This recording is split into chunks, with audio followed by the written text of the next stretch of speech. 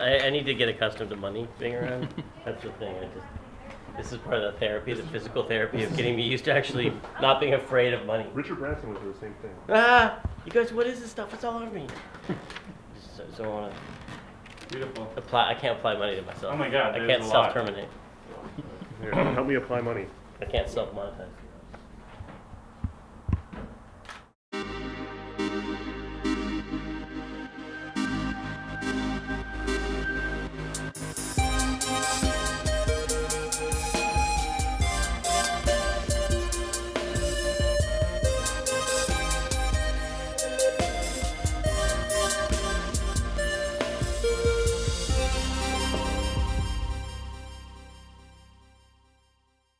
This is a more recent point-and-click adventure game. I have to show you someone else's because I haven't made one in a long time. I used to make them back in the 90s. This is Machinarium. You play this little robot and you click around. In these kind of games, you walk the character around by clicking on the ground somewhere. You can pull on this handle here and I can make this mine cart come through the room. I'm sorry, what's that? I pulled on this handle. Oh, that's right, this doesn't work until I do this. That's what a lot of adventure game playing is like. You're like, oh, why doesn't this work? Oh, I need this gear first. I need to get the gear on the sprocket. And so they move at a slower pace, and some people really like that. But it also means they're not exactly as attention-getting and as visceral and maybe as a big blockbuster action game.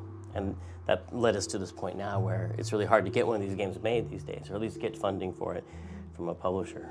But before getting into all that, what put you on the map? Like, just describe the game that got you into game famous. Game famous. You know, each game we made in the 90s, we got a little more recognition for it, and we were always pretty savvy about getting our names on the box. You know, so we're like, hey, you know, you have to kind of act like you're famous before you're famous. It sounds funny. I learned that from an interview with David Lee Roth about Van Halen. They're like, we always acted like we were hot shit. We had a big hit, Full Throttle. It was called Full Throttle, and it sold 1 million copies, and that was really big for those PC graphic adventures. And then I made a game called Grim Fandango, and that when that won Game of the Year with GameSpot, that was a big thing that helped a lot. Grim Fandango is set in the Land of the Dead. Yeah, so. And it sold about 500,000 units, and it was seen as not being commercially successful, and it was one of the reasons that adventure games died. I mean, I heard a friend of mine who worked in another game company saying we tried to get an adventure game made, and they said, well, look, you know, Grim Fandango didn't do that well, so obviously, you know, it was a good game, won Game of the Year, and if Game of the Year can't sell, you know, as many copies as it needs to, then maybe that genre is dead. So I feel some responsibility to make a good game and make it do well.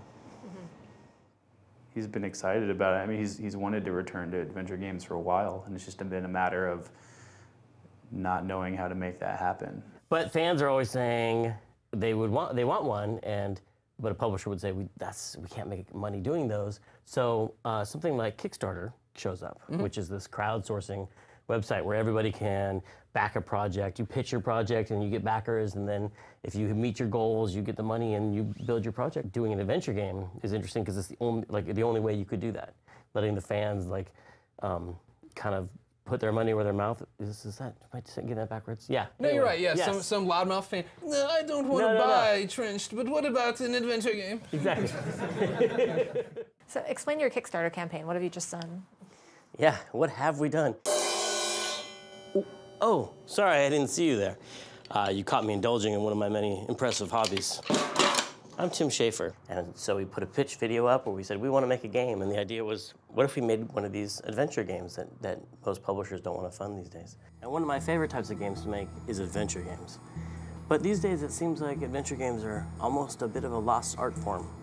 They exist in our dreams and our memories and in Germany. Maybe that would get people excited about getting a chance to do something that couldn't be funded any other way. It's perfect. We got the perfect team here at Double Fine to make it. We got the inventor of the genre here, Ron Gilbert. Oh, look, there he is right now. Maybe he'll help us. He'll help us. And we've always talked about wanting to do, you know, more classic adventure stuff. And so doing the Kickstarter thing, it's like, yeah, that sounds really like an interesting idea. I think we were both very skeptical about the amount of money. So, we were asking for this much to make the game and this much to film it. And that may seem like a lot of money, but it's really not that much for a game budget these days. It's pretty small, actually. And I just never thought you could get the kind of money that would actually pay for a whole game budget.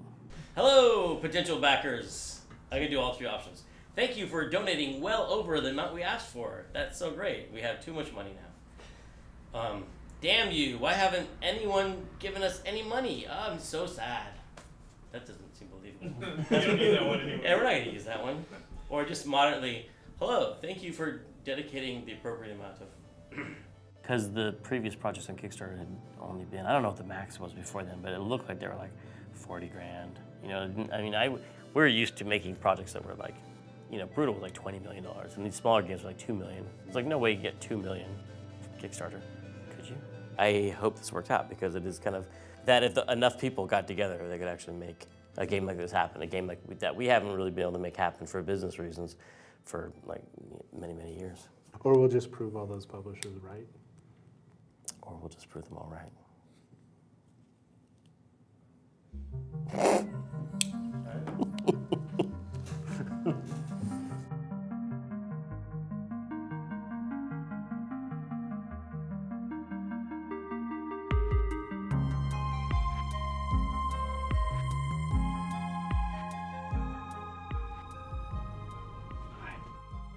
No, I mean, nothing I had done before prepared me for what it's like to work with publishers.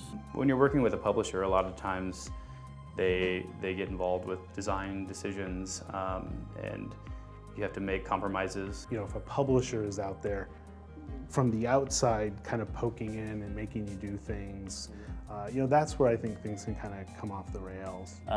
And the way it felt, I don't know if this makes any sense, but in my head, like the creative process of making a game was like, you're looking at this field of floating multicolored dots. They're drifting slowly to the ground. And eventually when they hit the ground, they're gonna make like a painting on the floor. But you've gotta kind of like move them around, get them to right and see, and then as they fall, you start to see where you need more color, and you move them around, and slowly they settle, and you just, as they settle, and then you're done. So they'd be like, Tim, what are you doing with that green dot? It's like, can't tell you. They'd be like, okay, that dot, can we just nail that down? Can we just say that where that's gonna be? And I'm like, no. So let's just say where all the red dots are gonna be, okay? Can you just nail all the red dots down? Like, no. How about if we just start on this edge and we just take all the dots like this and just nail all those dots? Like, no. Yeah, the games industry as a whole, I think, is in a really weird spot where it's like we're like the film industry used to be way back in the day, where the publishers are running mostly everything, is kind of how it was for a long time. And it's only now that people are starting to like seek out the creators of the games, that people who are making the game, and try to actually support those people and lift them up a bit. Because Tim Schafer has consistently put out quality games. Games that have very large and dedicated followings. People would probably pay him just to spit on their screen. And we do appreciate that. We show our appreciation by doing what we've done, by giving them the funding for this game in 8 hours. The whole like past month has been like a complete blur. It's gone so quick. But yeah, we were in Vegas for DICE the day that we launched. And we had had a hard month because we'd had a game canceled, the whole team. We were trying to figure out whether we could swing having this team stay on, or do we have to let go of 12 people to keep the company afloat? We've never laid off anyone for money before. So we were, and even if, besides the financial concerns, it's just such a, it doesn't feel like you're winning when you have a game canceled. You feel like you've lost. I'm about to launch our first Kickstarter project. It kind of just all came together right when we were out there, and we had a bit of time before a meeting, and we were like, we could launch this today. I did have to like decide when we launched our Kickstarter that for a time we're like, I guess $200,000, we could make something for $200,000. And I had to accept that I might only get $200,000, right? And then I was nervous about it, so I upped it to 3, right? And so it was like, yeah, we can make something for $300,000, because we could, because that's, you know, we've been talking about iPhone games recently, and that's like 3 people for 6 months or something like that. Yeah, we could make it with 3 people for 6 months. It would look like a Flash game, or it would look like an iPhone game, but it would technically be a game by all scientific definitions. Nervous. Launch. Review. I have to review it. Oh man, that was such a letdown. Okay. No, that's just a bunch of fine print. It's just I never read these things anyway. Should I do it? Yeah, do it. It couldn't hurt, right? It could, but we're not going to let it. Ugh. And I remember, like, as soon as we hit it up and we refreshed, it was like at $30. We're like, holy crap, there's already $30. You think I'm going to look at how much... I don't care about money. I'm not going to look. Let me look for just 1 second. What are we at? Okay, so we posted this, what, 2 hours ago, right? 2 hours ago, we launched our Kickstarter project 2 hours ago. $106,000.56. 106. I can't even count. It's so high. It's such a high number. That's crazy. It's too much money. Yeah, so when we hit 1 million, that was definitely like, that was one day after we launched, right? What are we at? I want to just say I love you guys and not for the money. 99704. I'm totally... Wait, Oh my God. They're counting down to a refresh. F5. Good countdown, Drew. It's getting It's exciting. Oh my God, it's so exciting. What's the number?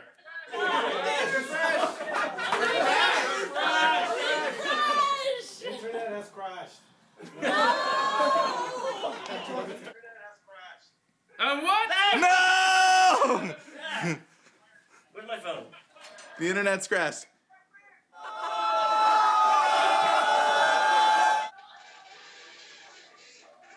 I think they all died. They're dying. Oh. Are you guys okay? What happened? Oh, they're being crushed. It's horrible. Oh no! Terrible. No! What happened? It's $1 million! Is it? That's what $1 million sounds like. What do you mean it crashed? Kickstarter crashed. Did Kickstarter Kickstarter crashed, yeah! No. We broke it! Yeah! Woo! Wait. Yeah, that was definitely one of the high points, where it was like, holy crap, this is a huge thing. Woo! $1 million in 24 hours. Tim Schafer, you just made $1 million in 24 hours. What are you doing? I gotta make a game. Over the last few days, Tim Schafer from Double Fine took to crowdfunding site Kickstarter to fund his next game. It feels like a happening. You know what I mean? Like it feels like an event. They're raising money at a clip of $1,000 per minute. It's incredible. One question that is on everybody's mind, you get the $1 million, did you immediately withdraw it all, put it into a vault, and then dive into it like Scrooge McDuck style? Then during Kickstarter, really like it made it, and I don't know what it was, but it made everyone just take that big basket of money and just shake it out over our heads. It really was like the end of It's Wonderful Life.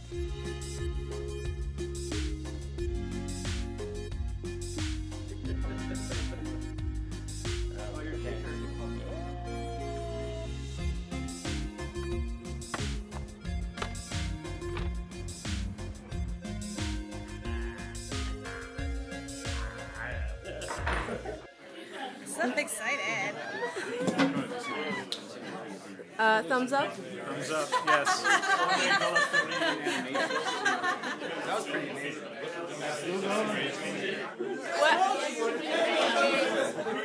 Not dead! The thing that I noticed is that it was just such a morale boost to the whole team, and I think it just felt like a lot of goodwill and love coming towards the company, and everyone got super excited about it.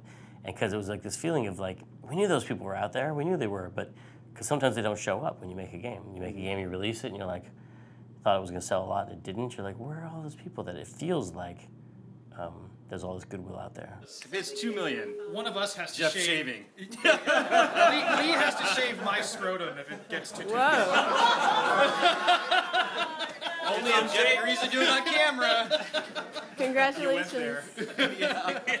It had been a long time since we'd had experience where we felt like we were the winners. We were at DICE, and I was walking through DICE feeling like a winner, which is really kind of like, not that I feel like a loser, but usually feel like the alternative to money.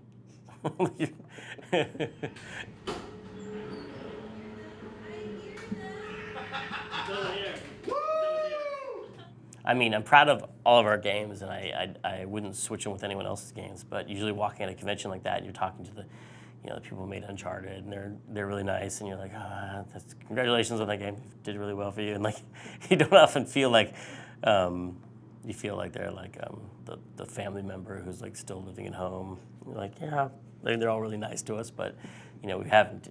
It's different when you make a bunch of money. And we raised $1.7 million on Kickstarter. Is that auto refreshing? Yes. We were in the hotel room and I was listening on the Skype on the iPad. I just get to this room like, clink, clink, ha, ha, ha, ha. Then all of a sudden, distortion sound as everyone lost their shit. And right now we're at almost $2.5 million, and we have 6 more days to go.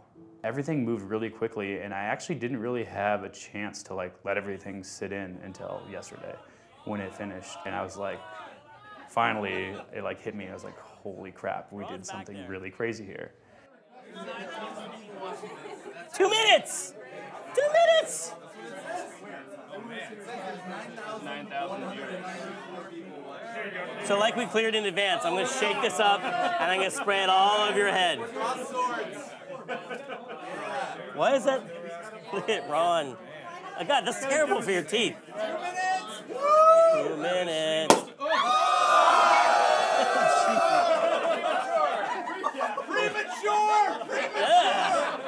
There's still a part of my skeptical, pessimistic brain that says, well, you could never do this again. That this was really kind of this one-time perfect storm thing. But I don't know, I mean, maybe not.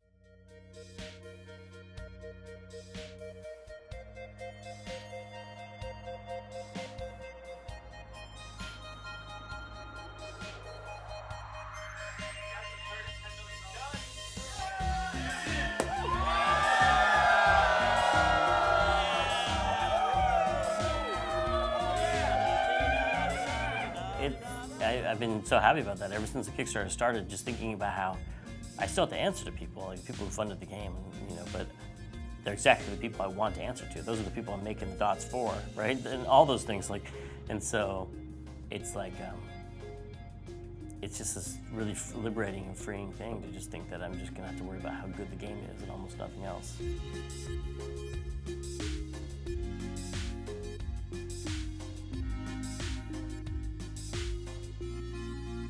Love you guys. It has been an amazing experience. So much love.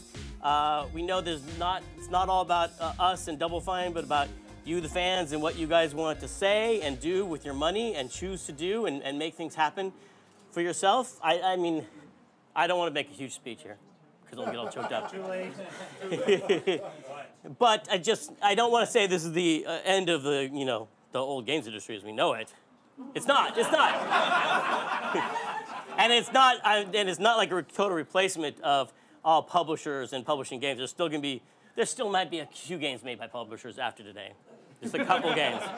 But it does mean, if you've ever been told that you're part of a niche market, if you've ever when you were a kid and you had your favorite TV show canceled, or you hear about your favorite band being dropped by their label for not selling enough, and you've just been like, why does a big company get to choose what music I listen to, or what movies I watch, or what TV shows I watch, or what game I get to play? Now you know that they can't do that anymore. You can choose. So thanks everybody very much. Thank you to the team, everybody. Thanks to my parents for backing the project, and everybody else's parents who backed the project.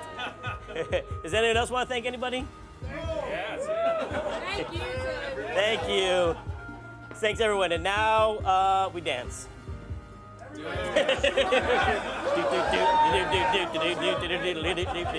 Ron's dancing! Do.